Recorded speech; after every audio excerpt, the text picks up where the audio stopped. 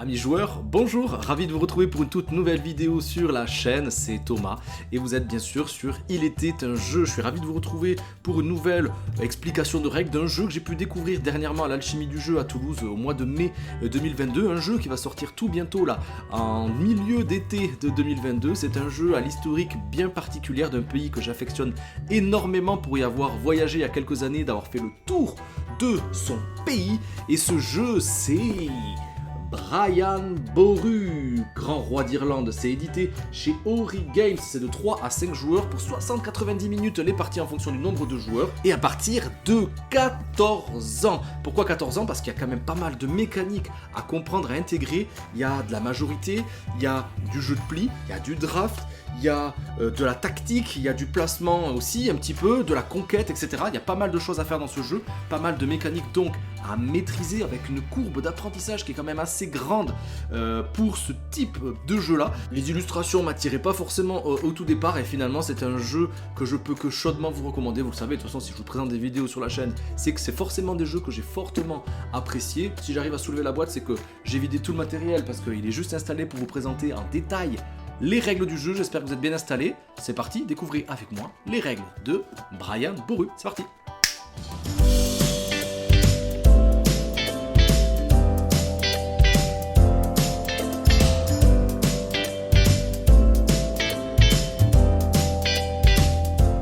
Et bien voilà, amis joueurs, je suis ravi de vous retrouver pour les explications détaillées des règles de Brian Boru au roi d'Irlande. Et d'ailleurs, dans Brian Boru, on va tout faire pour unir l'Irlande sous notre royaume en nous assurant le contrôle par la puissance, la ruse, mais aussi par le mariage. Il faudra unir nos forces pour repousser les envahisseurs vikings, de construire des monastères pour étendre notre influence et ainsi obtenir peut-être le soutien des villes et des villages du pays. Pour devenir le grand roi même, c'est un titre de toute l'Irlande, on devra naviguer dans un réseau d'alliances changeantes, de déjouer les plans de nos ennemis et tenir les rênes de l'histoire. Comme je vous le disais dans l'introduction, ce que je trouve quand même particulièrement bien réussi dans Brian Boru, c'est que les mécaniques de jeu sont quand même bien intégrées dans la trame historique que le jeu nous propose et on va le retrouver dans toutes les configurations qui sont présentes ici, que ce soit les mariages, les attaques de vikings, dans les monastères aussi, et dans la façon aussi de développer un petit peu son jeu et d'aller prendre possession des villes. Et d'ailleurs, pour le point historique, le créateur dans les règles de jeu, il nous propose quand même quelque chose. Ce qu'il faut savoir, c'est que Brian Boru a vraiment existé, pour ceux qui ne le savaient pas, et il était grand roi d'Irlande aux alentours de l'an 1000 de notre ère. Il s'est fait un nom en tant que guerrier, car il a repoussé nombre d'invasions vikings, qui est quand même très fréquente à l'époque, et en rivalisant aussi sur le champ de bataille avec quelques rivaux. Mais son statut de légende n'est pas uniquement dû à sa maîtrise des tactiques militaires, il avait également un don pour la politique. Il a habilement marié les différents membres de sa famille, je vous le conseille pas quand même, mais bon à l'époque ça pouvait se faire, donc il a marié différents membres de sa famille et il a ainsi pu forger d'importantes alliances. Il a également construit de nombreux monastères qui avaient été pillés et ainsi il a pu s'attirer la faveur de l'église prédominante. Malheureusement, il est mort quelque temps après, en 1014, lors d'une bataille, et pourtant c'était son armée qui avait gagné. Voilà, ce petit point historique, c'était pour bien illustrer qui était ce grand personnage irlandais de ce magnifique pays que j'ai eu la chance, moi, de visiter il y a quelques années, en faisant l'intégralité du pays. Si vous ne l'avez pas fait, eh bien, je peux que vous le recommander. Mais bref, passons à autre chose. Vous n'êtes pas là pour parler voyage, vous êtes là pour parler jeu. Donc, on va commencer par enlever la boîte. Hop là. Moi, j'aime beaucoup le style graphique, soit dit en passant, on en reparlera dans la conclusion. Et on découvre ainsi le plateau principal.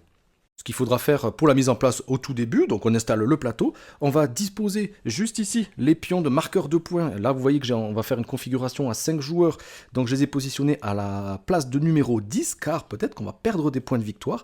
Les points de victoire qui sont symbolisés tout le tour du plateau principal. Ici on va retrouver donc des pions, que j'en ai mis quelques-uns de marqueurs, qui vont nous permettre de caractériser un petit peu les villes qu'on va conquérir au fur et à mesure de notre progression. Des pièces qui valent 1, des pièces qui valent 5, ici des jetons de renommée, ici on a des pions vikings, parce que les vikings, comme je vous le disais, vont vraiment intervenir pendant la partie. Donc ensuite on a des petits paquets de cartes, 3 pour être précis, de couleurs différentes, donc jaune, rouge et bleu juste ici. Les jaunes, ça va concerner les mariages, car comme je vous le disais, on va peut-être se marier, en tout cas forcer des mariages. Ici, en rouge, ça sera tout ce qui concernera les combats contre les Vikings, et ça va être dans la mise en place quelque chose d'assez important, vous allez le voir. Et ici, les cartes bleues, ce seront les cartes actions qui vont participer à l'élément principal, la mécanique principale du jeu, qui reste le draft. Et si je les ai positionnés ainsi, c'est que ça va être un petit peu dans... Ce qu'il faut comprendre, c'est que le plateau, il va être sectorisé. Donc ici, ça concernera tout ce qui concerne les attaques, avec notamment les façons de scorer à la fin d'une manche.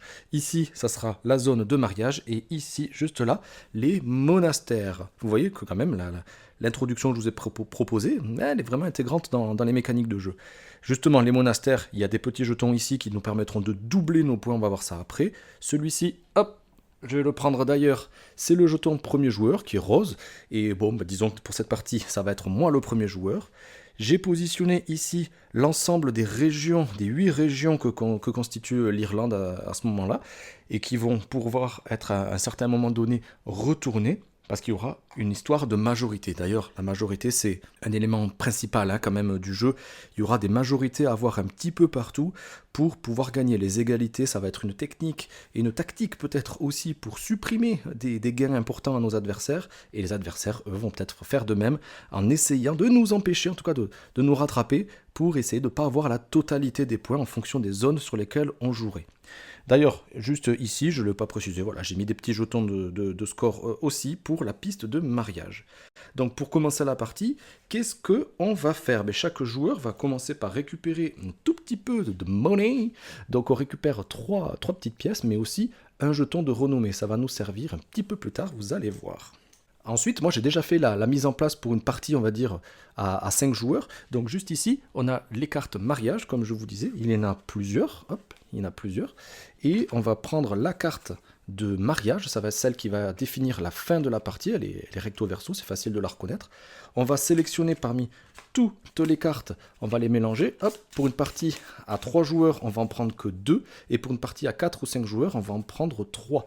Et ces 3 cartes, hop, je vais les prendre et mettre donc la carte mariage juste en bas. Ça va être un compteur de manches, donc vous aurez compris qu'il y aura 4 manches pour une partie à 4-5 joueurs.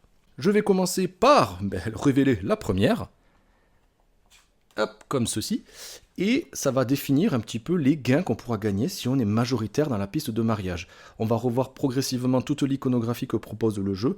Donc ici, en gros, celui qui sera le plus élevé sur cette piste-là, on va voir comment on y arrive, gagnera 2 points de victoire et pourra s'établir sur une ville où il veut sur Connaught. Et Connaught, c'est juste ici.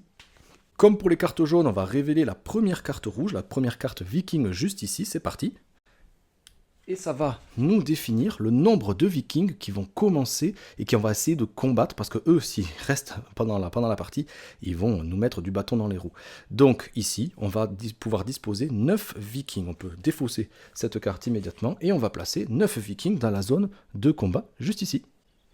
Bien sûr, ces cartes-là, je les avais mélangées au préalable. Chaque joueur, moi je vous le conseille, c'est quand même pratique pour ceux qui ne connaissent pas le jeu de prime abord, c'est de leur distribuer une petite tête de jeu qui va revenir, c'est le recto verso, c'est la même chose en fait, mais qui va revenir sur les différentes phases que je vais vous énumérer pendant cette explication de règles, avec une iconographie qui est quand même plutôt bien fichue, pour bien se référer à quel type d'action je vais pouvoir faire, donc ça c'est plutôt pratique.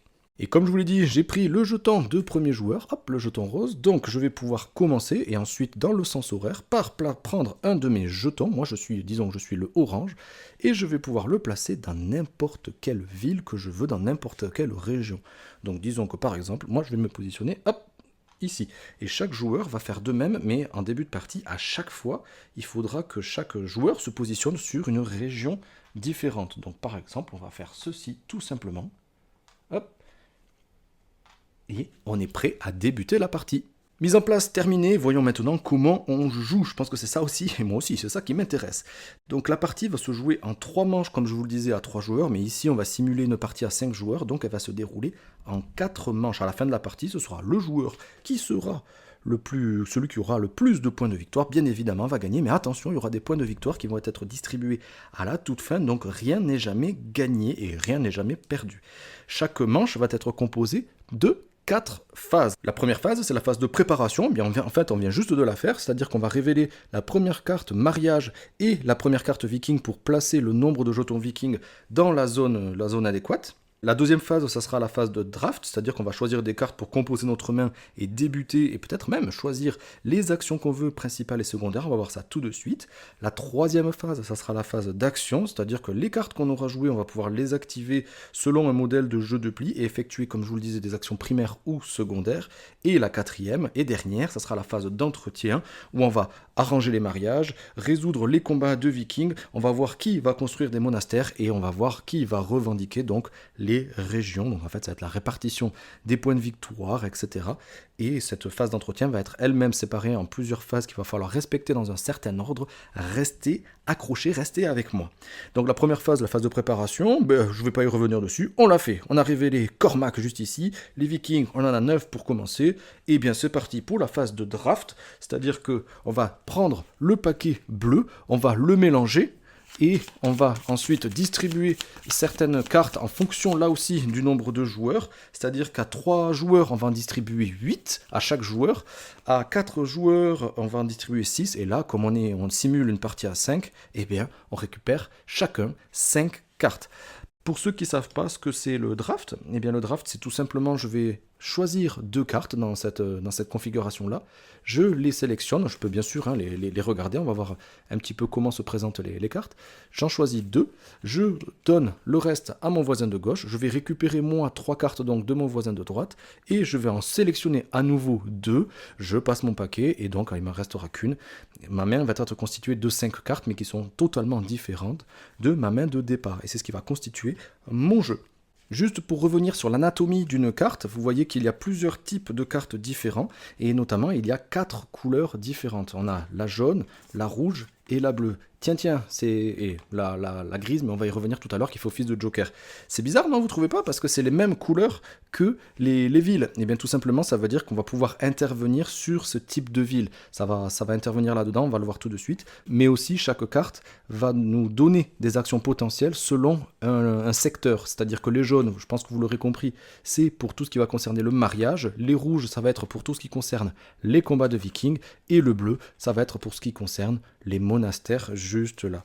Et les cartes grises, ce sont les jokers qui se comporteront comme n'importe quelle couleur. On va voir ça tout de suite. Donc juste pour revenir sur l'anatomie d'une carte, les cartes, il y en a 25 et chacune avec un chiffre qui est unique. C'est-à-dire que la 23, c'est que du jaune. La carte 1, c'est que du jaune. La carte 2, c'est du rouge. La carte 3, c'est du bleu, etc. C'est comme ça en alternance. Donc il n'y aura pas de différentes couleurs. Ici, c'est ce qu'on va déterminer, c'est ce qui va déterminer l'action principale qu'on pourra activer quand on gagnera le pli. Et ça, ce seront les actions secondaires qu'on pourra choisir si on ne gagne pas le pli. Une illustration plutôt sympatoche. Et c'est tout. Et voilà, on retrouve ça sur l'ensemble des cartes. C'est parti pour la troisième phase, la phase d'action. La phase d'action, elle sera résolue, comme je vous le disais, à une série de plis. C'est-à-dire qu'on va jouer des plis jusqu'à qu'un joueur n'ait plus qu'une seule carte action en main. On va défausser cette dernière carte, on ne la jouera donc jamais. Et on passera à la phase d'entretien. On va donc jouer un pli de moins que le nombre de cartes qui sera en notre possession. Pensez-y bien, la dernière carte, vous ne la jouerez jamais. Comment se passe un pli? Eh bien, en début de pli, le joueur qui va posséder le marqueur ville active, c'est moi, la place sur la ville de son choix, dépourvu de jetons contrôle, c'est-à-dire qu'il n'y a pas de jeton de joueur qui serait positionné dessus. Cette ville va devenir la ville active pour ce pli. Disons que par exemple, moi je suis déjà établi à Munster, eh bien j'ai bien envie de l'embêter lui. Je vais me mettre, hop, juste ici. Et le marqueur va donc se mettre sur une couleur de ville et ça va déterminer le pli gagnant. C'est-à-dire que ça sera le chiffre le plus haut de la couleur bleue qui pourra activer son action principale et se déployer dans cette ville. Donc oui, attention, il faut bien avoir la valeur élevée dans la couleur de la ville active. Si vous jouez une carte bien plus importante mais qui ne sera pas de cette couleur-là, eh bien, vous ne gagnerez donc pas ce pli. Comment on va jouer? Dans le sens horaire, chaque joueur va jouer une carte de sa main, sachant que le premier joueur, donc c'est moi, je vais être obligé, comme j'ai déterminé une ville bleue, je vais être obligé de jouer une carte bleue. Donc, on est 5 joueurs, on a joué les 5 cartes, chacun une carte, et on va maintenant les mettre dans l'ordre croissant. Quelle est la carte la plus petite? C'est celle-ci, c'est la 12, la deuxième c'est la 13, ensuite c'est la 16, on a la 23 et la 24. Qui gagne le pli à votre avis? Comme je vous l'ai dit, c'est pas le 24, c'est le 16, car c'est la plus forte carte de la couleur de la ville qu'on avait déterminée juste avant.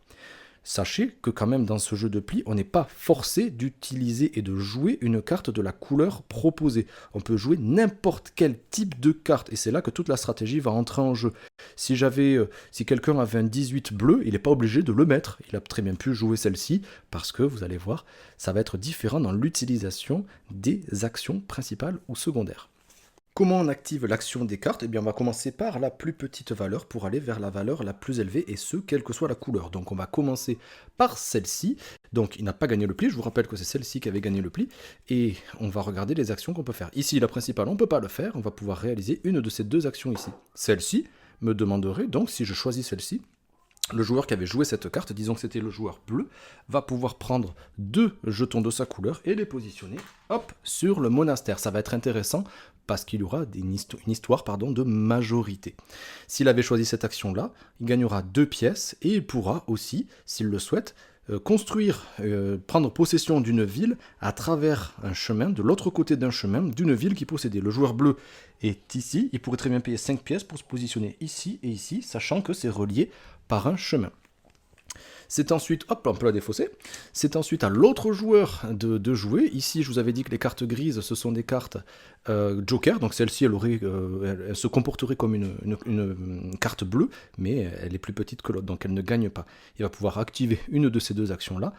Donc celle-ci, c'est la même que tout à l'heure. Et ici, c'est une action un petit peu particulière, c'est-à-dire qu'on pourrait supprimer un camp viking qui serait positionné sur une de nos villes, mais pour ça, il faudrait qu'on puisse sacrifier des pièces, donc se défausser d'une pièce. Si on ne peut pas le faire, et seulement à ce moment-là, on devra se défaire de 2 points de victoire. Donc disons que par exemple, le joueur vert qui avait joué cette carte ne peut pas choisir cette action-là, mais ne peut pas se défausser d'une pièce. Il va donc reculer de 2 sur la piste de score. Celle-ci, c'est moi, et c'est moi qui avais gagné, donc je vais pouvoir faire cette action-là. Et bien, tout simplement, je vais prendre possession de la ville sur laquelle on était positionné. Donc, je vais prendre un jeton, un marqueur de ma couleur, et le positionner, hop, juste ici. Et là, c'est la même iconographie, je vous rappelle, les cartes jaunes vont essentiellement agir ici, les cartes rouges là, et les cartes bleues ici. Vous voyez, là, j'aurais pu avoir un peu plus de monastère. Et bien voilà, justement, les cartes jaunes, si j'avais gagné avec celle-ci, j'aurais pu me déployer, donc ça très intéressant, mais surtout comme c'est très facile de gagner avec un 23, eh bien j'aurais dû me défausser de 2 pièces. Donc là, si j'avais pas les 2 pièces, j'aurais dû me défaire de 4 points de victoire, donc attention. Cette action-là, on n'y revient pas dessus, et ici, ça me permettrait, si le joueur, on va dire violet, choisit de faire ceci, d'avancer de 3 cases sur la piste des mariages. Et c'est ce qu'on va faire, c'est ce qu'il a choisi, hop, de faire. Ici, il a pu le faire tranquillement, il n'y a pas de souci, mais à tout moment, il pourra, s'il le souhaite, dépenser 2 pièces pour avancer d'une case supplémentaire. Vous allez me dire à quoi ça sert? Eh bien, si par exemple, on va dire que moi, en tant que joueur orange, sur un tour précédent, j'étais ici, lui, il a fait 1, 2, 3, il ne peut pas se positionner ici. S'il décide de rester comme ça, il va devoir forcément redescendre. Mais en achetant, on va dire, un point de plus pour 2 pièces, hop, il va pouvoir se positionner ici. Et on va le voir, mais celui qui sera le plus haut sur cette piste-là va remporter les faveurs de cette piste de mariage, donc ça pourrait être intéressant. Et enfin, la carte rouge, même si c'était la dernière carte du pli, la plus forte, il ne gagne pas, il pourra faire cette action-là toujours, mais regardez aussi, il y a des petites haches, et là, ça concerne, comme je vous le disais, juste cette zone-là. Donc avec 3 haches, il combat 3 vikings, et il va pouvoir se défaire et récupérer 3 jetons vikings, il les garde avec lui de son côté, ça va être intéressant pour la résolution de la manche. Celui qui a gagné le pli va pouvoir récupérer le jeton rose, et c'est lui qui va débuter le pli suivant en choisissant la ville de son choix, jouer une carte de cette couleur obligatoirement, et voir ainsi si on souhaite activer une action principale ou secondaire selon les stratégies sur lesquelles vous voulez vous positionner, ou même conquérir des villes, et vous allez voir que ça a tout son intérêt. Donc maintenant, on peut passer à la phase d'entretien. On va dire que la manche est finie. Donc là, on aurait joué l'intégralité des 4 plis sur les 5 cartes qu'on avait. Et on va donc réaliser ces actions-là dans cet ordre précis. Résoudre les mariages, voir ce qui se passe au niveau des combats juste là, voir du côté de l'église, et enfin de revendiquer les régions. Et puis, s'il n'y a plus de cartes dans le paquet, la pioche mariage, donc c'est-à-dire que les 4 manches se seraient écoulées, la partie prendra fin, sinon on passe à une phase de préparation pour la manche suivante. Qu'est-ce qui se passe avec les mariages? Si notre jeton de contrôle se trouve, comme je vous disais, sur la case la plus haute de la piste mariage, cela signifie on a arrangé une alliance politique avec succès, bravo, félicitations, mais reproduisez pas ça forcément chez vous. On n'a pas forcément besoin d'être sur la dernière case, mais si on y arrive, eh bien on sera forcé de gagner. Donc voilà, ici, ça serait le violet qui gagnerait. On prendra donc la carte mariage, le joueur violet récupère cette carte mariage, va gagner, comme je vous disais, 2 points de victoire et pouvoir se déployer où il veut dans la région de Connaught. Et c'est exactement ce qu'il va faire. Il va me bloquer ainsi, il va pouvoir se déployer juste ici. Comme c'est lui qui a gagné, il va prendre son jeton de contrôle et le repositionner ici. Et les autres joueurs qui étaient sur cette piste-là vont pouvoir récupérer les ressources qu'il aurait marquées sur le côté. Donc moi, en tant que joueur orange, je récupère une petite pièce. Mais si j'étais ici, ça serait 2 pièces. Ici, ça serait 1 point de renommée. Vous allez voir à quoi ça sert. Ici, ça m'aurait permis de me déployer. Ça peut être assez intéressant quand même. Vous voyez, c'était pas sorcier pour les mariages. Passons de suite au combat. D'ailleurs, voilà, si tous les jetons pillards vikings dans la zone de combat ont été récupérés, c'est-à-dire qu'il n'y a plus aucun jeton dans cette zone-là, cela signifie que tous les vikings ont été repoussés, bravo, et on pourra passer directement aux butins de bataille qui sont indiqués juste dans les deux lignes inférieures. Sinon, c'est-à-dire c'est ce qui est marqué tout en haut, juste là, s'il reste au moins un jeton pillard viking, une conquête viking malheureusement va se déclencher, ou heureusement, ça dépendra. Hein. Donc le joueur qui a le moins de jetons pillard va perdre une ville au profit des vikings. Perdre une ville, ça veut dire que, sachant, voilà, si le joueur qui a le moins de vikings, disons que c'est moi, voilà, et je vais perdre une ville. Au profit des vikings, je leur mets leur bouclier dessus, elle ne sera pas comptabilisée pour les majorités dans cette région. Elle appartiendra aux vikings. Et ça va être intéressant, parce que celui qui va récupérer la dernière carte mariage pourra décider, s'il le souhaite, de comptabiliser les vikings comme des forces qui lui appartiendraient. Donc ça pourra être assez intéressant, je vous dévoile quand même pas toutes les stratégies. Et le joueur qui a le plus de jetons pillards va choisir l'une des villes du dernier joueur et placer un autre jeton conquête viking sur le jeton contrôle qui se trouve. Les vikings vont désormais contrôler cette ville. Disons qu'il va encore m'embêter. Hop, j'ai plus de ville à moi. Hop, c'est génial. La partie est bien débutée. On pourra se défausser de tous les jetons pillards qui persistaient. Hop là. Et on pourra maintenant attribuer les butins de bataille. Qu'est-ce que c'est les butins? Que les vikings aient été repoussés ou non, eh bien, quand même, on a combattu, on va récupérer un petit peu de reconnaissance, de points de victoire, ça serait quand même plutôt intéressant. Tout d'abord, le joueur qui va posséder le plus de jetons pillard viking, donc là on avait dit que c'était le violet, va prendre un jeton de renommée dans la réserve, l'avoir pour lui, et ensuite il va gagner 1 point de victoire par jeton renommé, sachant qu'au début on en avait déjà 1, donc il en a 2, hop là, il en a 2, donc le joueur violet va pouvoir immédiatement avancer de 2 points. Et donc, vous avez compris que plus on en aura, et plus ça sera intéressant. Mais par contre, si 2 joueurs sont à égalité, pour celui qui possède le plus de jetons, aucun jeton ne sera attribué pour cette phase-là de butin. Donc, faites bien attention à ça. Et comme il a eu pas mal d'avantages, c'est symbolisé par les 3 petits jetons avec la croix. Il va devoir se défausser de l'intégralité de ces jetons pillards. Il commencera donc la prochaine phase avec 0 jeton. Quant aux autres, celui qui sera désormais ceux qui seront désormais avec le plus grand nombre de jetons pillards vont gagner chacun, comme c'est indiqué ici, 1 point de victoire immédiatement. Et ils se défausseront cette fois-ci que d'un seul jeton pillard. Donc ils pourront commencer avec un certain avantage pour la prochaine manche. Et bien sûr, si on n'a participé à aucune bataille, il n'y aura pas de récompense, on gagne à rien du tout. Il fallait quand même participer pour gagner. Passons à la 3e étape de cette phase-là, c'est les églises. On est maintenant récompensé pour notre mécénat au niveau de l'église. Disons que ça se passe comme ça. Donc tout d'abord, le joueur qui va posséder le plus de jetons de contrôle dans la zone des monastères. Qu'est-ce que c'est les jetons monastères? Eh bien c'est ces petits jetons-là, ces petits cercles bleus, et on va pouvoir le positionner sur une ville de notre couleur qu'on contrôlerait. Ici, eh bien j'ai mes 2 villes qui sont prises par les vikings, donc je n'en contrôle aucune, mais disons que par exemple, si je contrôlais une autre ville, eh bien j'aurais très bien pu la positionner comme ça. ça c'était autorisé, et ça comptera comme une ville double, sachant que chaque ville comptera un point, on va voir ça après, cette ville-là comptera le double. Ensuite, je récupère, hop, le jeton de premier joueur, cette fois-ci c'est moi qui vais l'avoir, et comme c'est marqué ici, eh bien je vais me défausser de tous les jetons de contrôle qui étaient sur cette zone. Ensuite, le ou les premiers joueurs, ceux qui auraient le plus grand nombre maintenant de pions de contrôle, donc ici ça serait encore une fois le violet, ils gagnent un point de victoire et se défaussent que d'un seul jeton.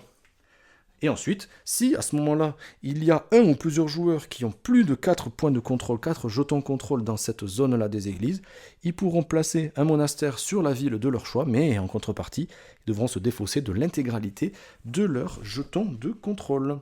Allez, on passe à la dernière étape, on va maintenant pouvoir revendiquer des régions, un peu désormais, donc les revendiquer, dans laquelle on contrôlerait le plus de villes que les autres joueurs. D'abord, il faudra vérifier les seuils de revendication des régions.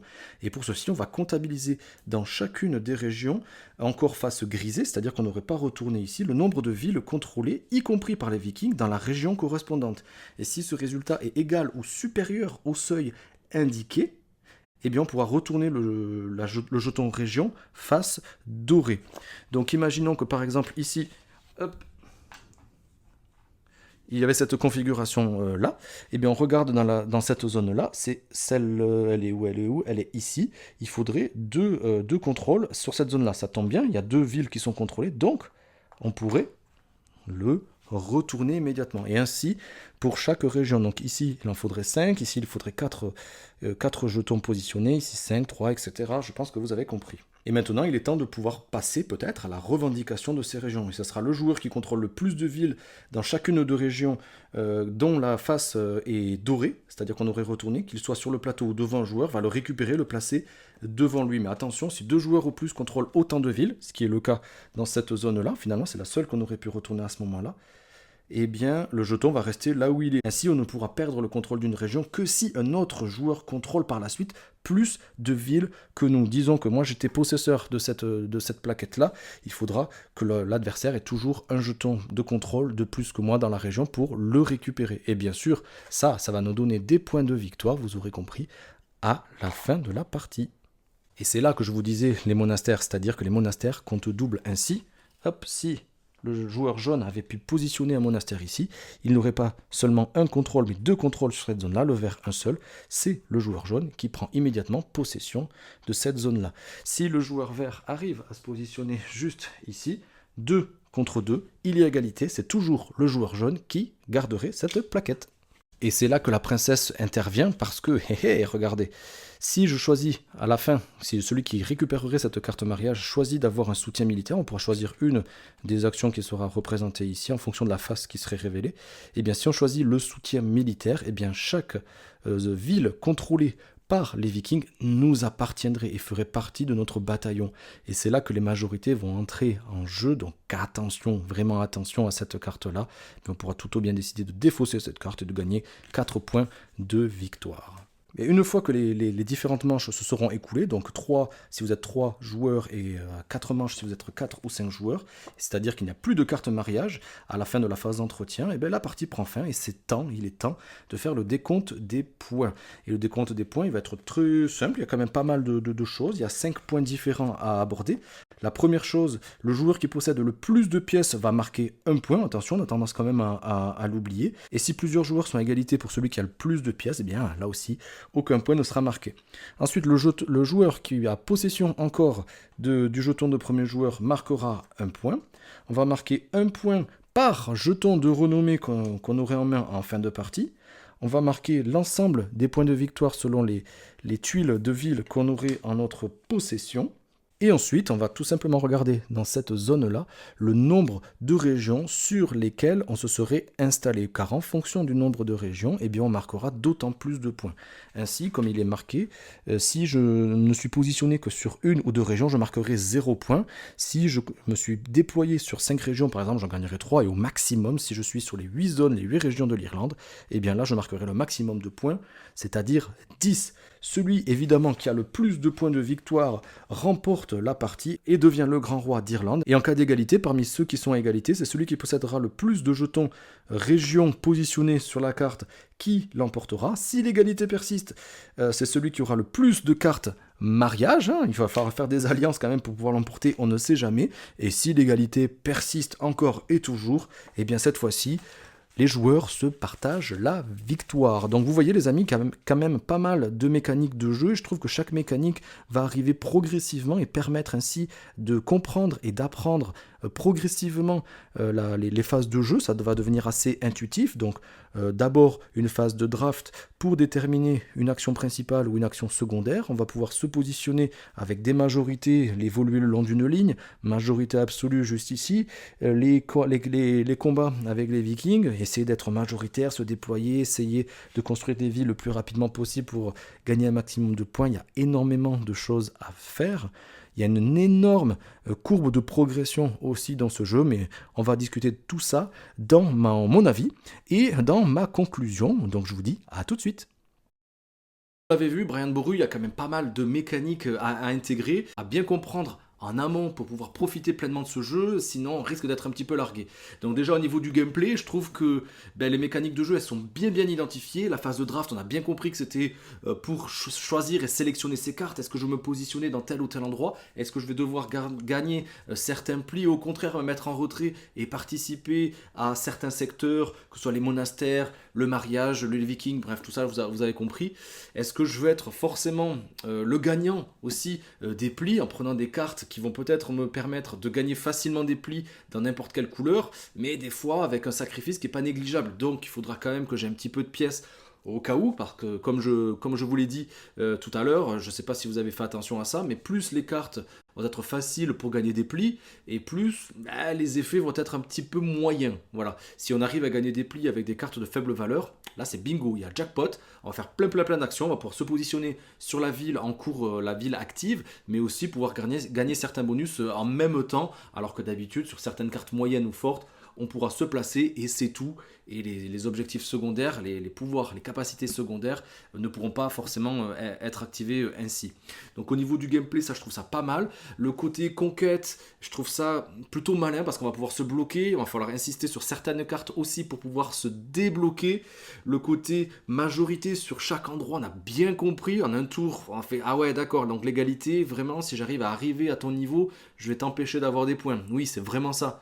Toute l'essence du jeu, on va essayer de grandir, d'améliorer, de potentialiser nos zones sur lesquelles on pourrait être. Et des fois, si on se retrouve un peu à la ramasse, mais juste sur un coup bien joué, de rattraper l'adversaire pour l'empêcher de gagner un maximum de points, là, on sera trop fiers de nous. Et en plus, si on arrive à grappiller quelques petits points, ça fait toujours plaisir. Donc je trouve que c'est quand même bien identifié, comme je vous le disais. C'est assez fluide. C'est à intégrer quand même ces mécaniques-là. C'est pour ça que c'est à partir de 14 ans aussi, même si on peut y jouer avec des ados, un peu plus jeunes.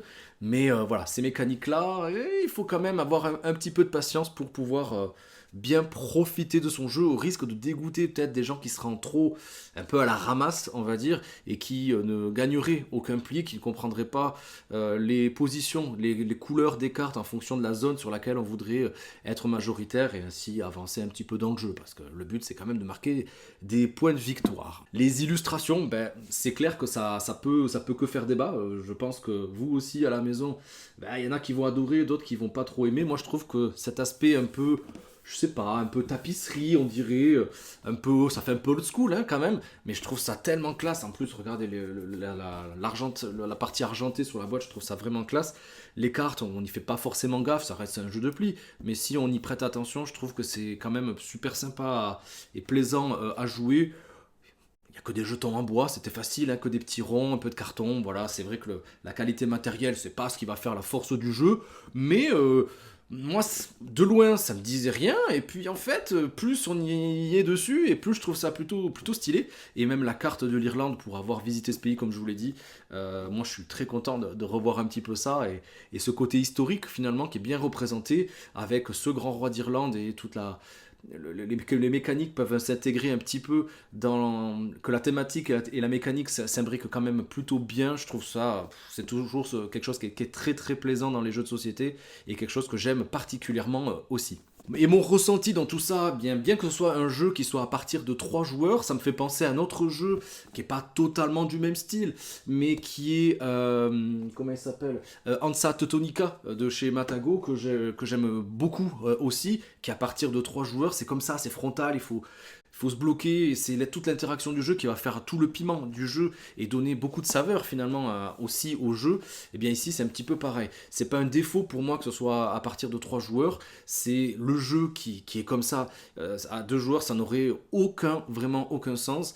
Et oui, c'est un jeu pour jouer à plusieurs. À 4 ça passe très bien. À 3 j'ai pas essayé cette configuration là, mais à 4, 5 c'est typiquement le genre de jeu que je sortirai prochainement cet été pour faire découvrir aux copains. Parce que je suis sûr qu'ils ne seraient peut-être pas dessus tête baissée, mais je suis sûr qu'après une partie, ils vont adorer. Les jeux de pli, c'est trop facile, mais là, avec ce côté action principale, action secondaire, de réfléchir d'une différente façon, sachant qu'on peut jouer n'importe quelle carte à n'importe quel moment, pas forcément obligé de suivre la couleur. Je trouve que la réflexion autour de ça, il y a une petite gymnastique mentale à faire, et au début, c'est pas évident, mais après, on a vite compris. Il y a une courbe de progression, comme je vous disais, qui est quand même assez fabuleuse dans ce jeu. Si vous jouez, que vous maîtrisez le jeu et que vous allez jouer contre des novices, calmez-vous, hein, parce que sinon l'écart risque d'être vraiment trop important, je pense. Mais une fois que si, voilà, on a tous bien compris et bien intégré le truc, c'est juste du plaisir. Et les égalités sont très vicieuses, et ça, c'est quand même super chouette. Donc mon avis, c'est un grand oui, un énorme oui, et merci Origames de m'avoir proposé de vous présenter aussi ce jeu qui pour moi m'a totalement séduit et qui fait partie de mon top du mois de juillet. D'ailleurs les tops ça revient très bientôt, restez connectés. Et bien voilà les amis, j'espère que cette vidéo vous a plu. Si c'est le cas, vous savez, on s'abonne, on like, on partage. Allez-y, regardez un petit peu tout ce que je vous ai proposé sur la chaîne aussi, c'est fait pour ça. Justement, je vous laisse avec le catalogue de vidéos. Hop là, les 2 vidéos qui vont s'afficher ici. N'hésitez pas à vous abonner aussi, juste là. Et je vous dis à très vite sur Il était un jeu. Ciao les amis!